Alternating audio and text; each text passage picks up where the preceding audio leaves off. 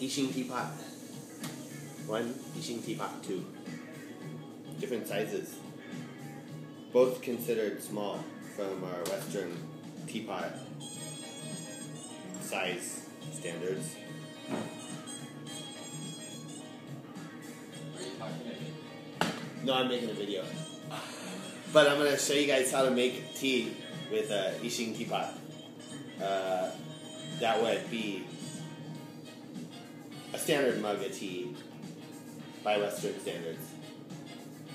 Except, using the xing teapot, you can make the tea just a little bit better. And so today I'm going to brew a little bit of roasted oolong. This is it's called jade oolong. And it's a Choyu oolong varietal from Nantou, Taiwan.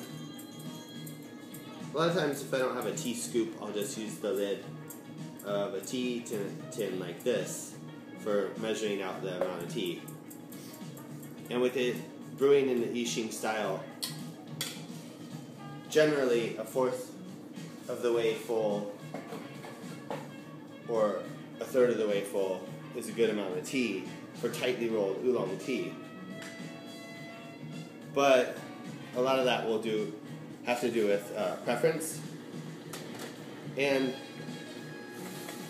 your general approach in brewing tea.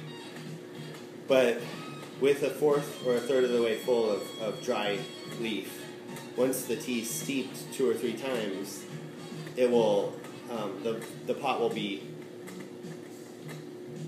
almost all the way full of fluffy loose leaf. And then that gives us the higher tea to water ratio, which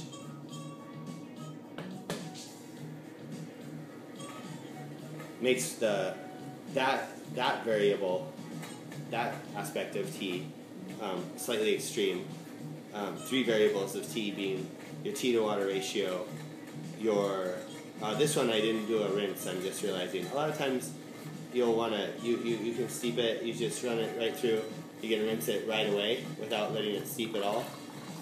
I just forgot, since I'm making this video and I'm talking at the same time, I forgot to pour the rinse right away.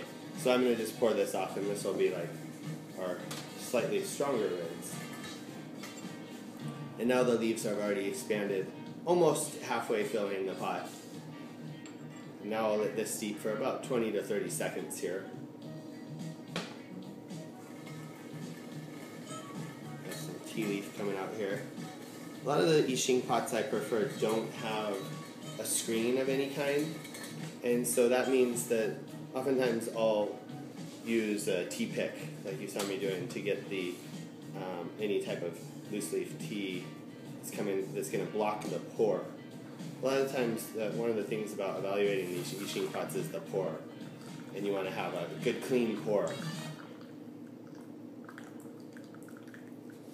And then also with using these pots, as you use them over and over again, you get a better feeling of the pot and how it pours and what you need to look out for so that you can try and achieve that clean stream pour.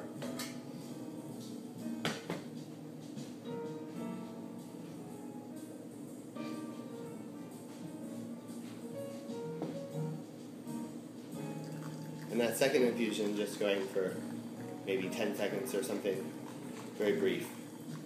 The leaves are open at that point, and so a lot of times I'll brew the second infusion much quicker. Second or third, depending. And now we're going to go for a third infusion here. And I'm just combining all of the infusions into this mug. And this is not unsimilar to how we make cups of tea here in the tea house. We basically use a smaller vessel, and then we steep it several times, 2 times, in fact, to create our what is a cup of tea that we serve. And generally we do that with this size, the jending bay, or like a tea cupping set. Now we have the third infusion here.